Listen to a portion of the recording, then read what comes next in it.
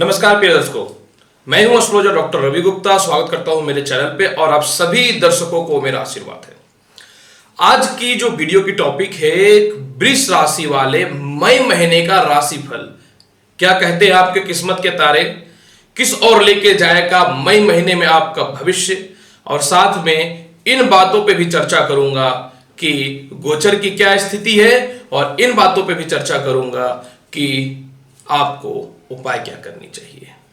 तो चलिए आगे बढ़ने से सबसे पहले हम लोग ये देखते हैं कि इस माह में जो है पर्व त्योहार की स्थिति क्या है। 1 मई को बंगलामुखी जयंती है, अतः 10 महाविद्या में बंगलामुखी भी एक है। अतः लाल गुलाब अगर आप इस दिन दुर्गा जी को चढ़ाते हैं तो शत्रुओं का नाश होगा। 2 मई को जानकी जयंती है, अगर इस दिन हनुमान जी को लड्डू चढ़ाते हैं तो धन का लाभ होगा।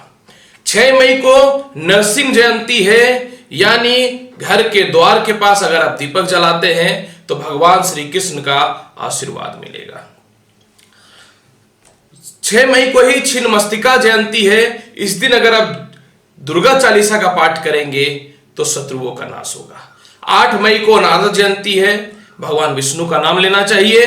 22 मई को रंभा तृतीया है, बहुत ही शुभ पर्व है। और 30 मई को धूमावती जयंती है, तो जस्ट 10 महाविद्या में साक्षात लक्ष्मी का प्रदायिनी है। अतः इस दिन अगर आप लक्ष्मी जी को मिश्री चढ़ा करके और लक्ष्मी चालीसा का पाठ करेंगे तो पूरे महीने या पूरे साल धन की कमी नहीं होगी।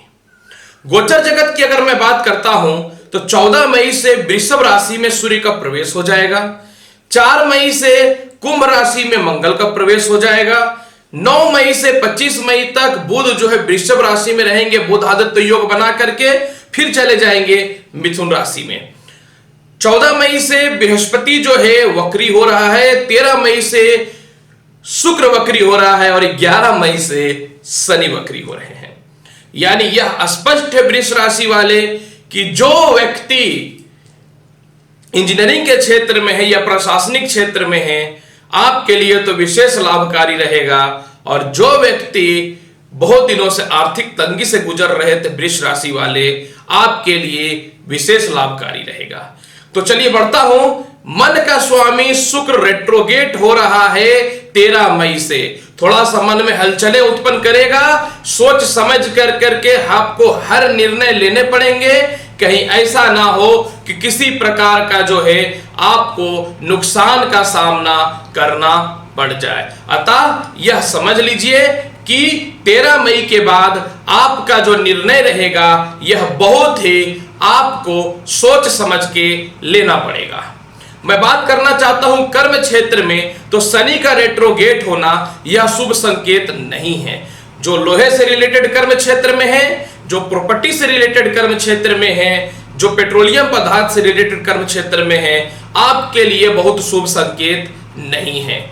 जो व्यक्ति नया लोहा से रिलेटेड व्यापार प्रारंभ करना चाहते हैं या जो व्यक्ति नए इंजीनियरिंग के जॉब को ज्वाइन करना चाहते हैं, आपके लिए बहुत शुभ और लाभकारी नहीं रहेगा।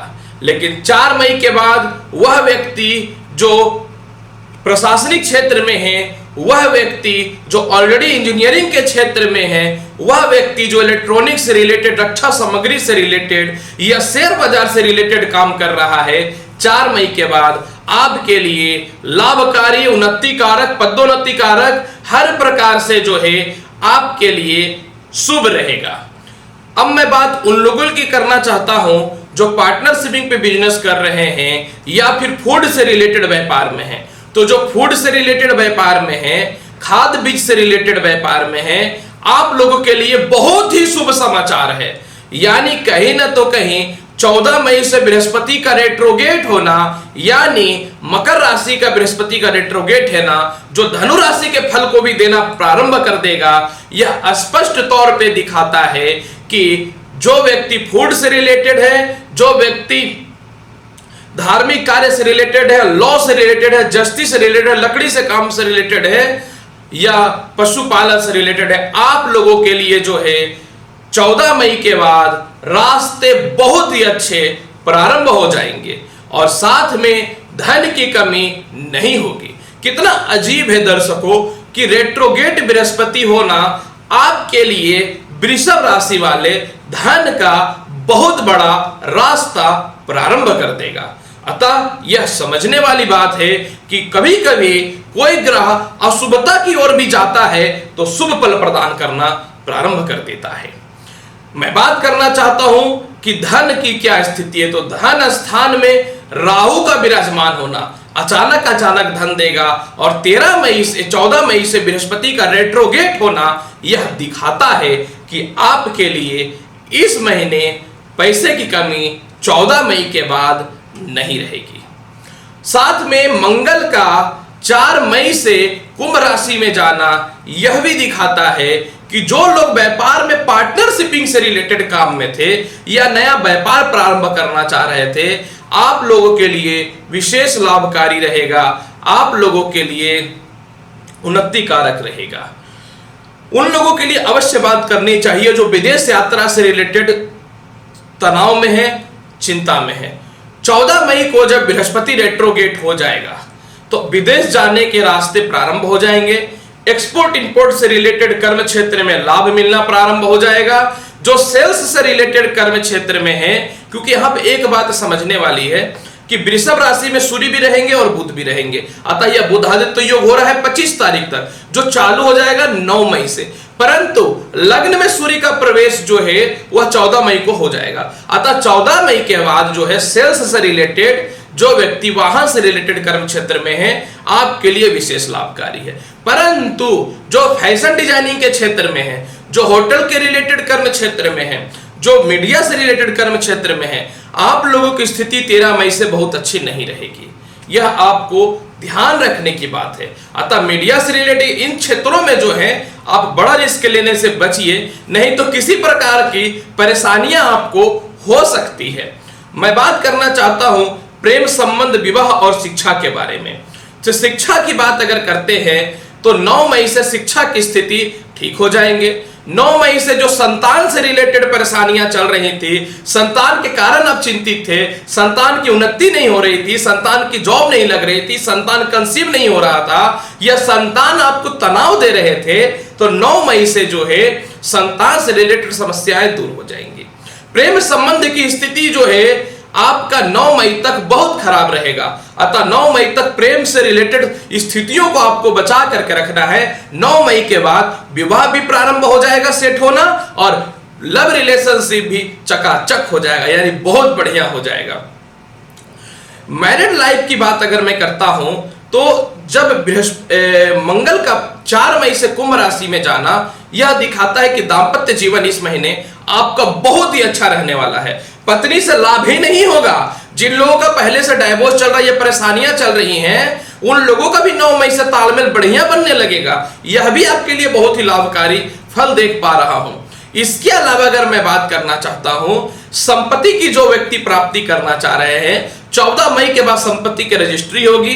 14 मई के बाद नया कोई संपत्ति की प्राप्ति होगी। उससे पहले निश्चित तौर पे थोड़ी सी परेशानी है, परंतु 14 मई के बाद माता से धन की भी प्राप्ति होगी और पिता से भी तालमेल 4 मई के बाद आपका ठीक हो जाएगा। कुछ लोगों का क्या है कि पिताजी वादा तो कर दिए थे कि मैं तुम्हारे लिए कुछ कर दूंगा, लेकिन वो टाल मटोल जो कर रहे थे, उनका परेशानी 4 मई के बाद सॉल्व होना प्रारंभ हो जाएगा। बात उन लोगों के लिए भी करनी चाहिए जिनका हेल्थ से रिलेटेड जो व्यक्ति परेशान है।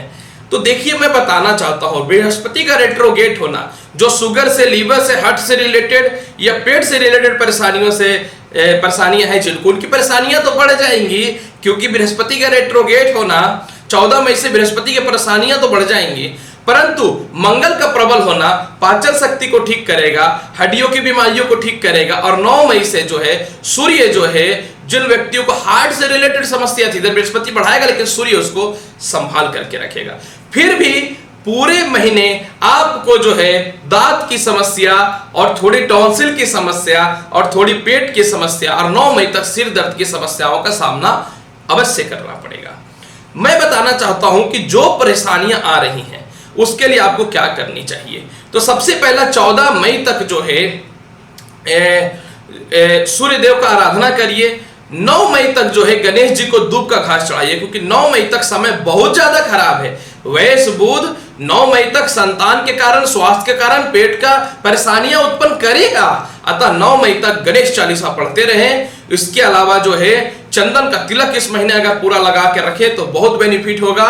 लक्ष्मी चालीसा का पाठ जितना करे, और शनि रेट्रोगेट हो रहा है आपके लिए, शनि व्यापार का मालिक रेट्रोगेट हो रहा है 11 मई से। अतः शनिवार के दिन जो है गरीबों को जो है काला गुलाब जामुन या फिर खिचड़ी या फिर खीर अवश्य खिलाए, नहीं तो व्यापार में परेशानियां उत्पन्न होंगी।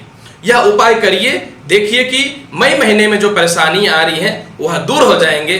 वृषभ राशि वाले संपूर्ण जानकारी मैंने बताया आपको, महीने में क्या पर्व है, उसका क्या उपाय करना चाहिए, गोचर की स्थिति क्या है। चैनल अच्छा लगता है तो लाइक करें, शेयर करें, सब्सक्राइब करें।